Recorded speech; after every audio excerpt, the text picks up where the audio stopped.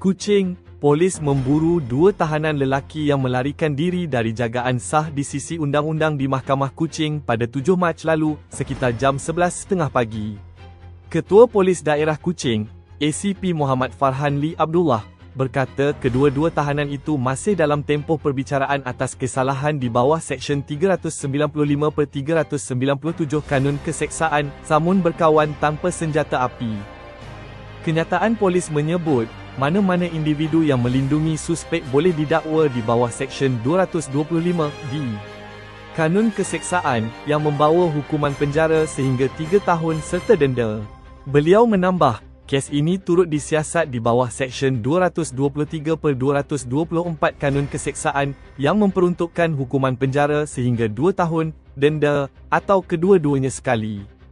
Orang ramai yang mempunyai maklumat diminta menghubungi Balai Polis Berdekatan atau Pusat Kawalan IPD Kuching di talian 012-244444 dan Pegawai Penyiasat Kanan, ASP Chris Olsen Ramlee di talian 0138607572.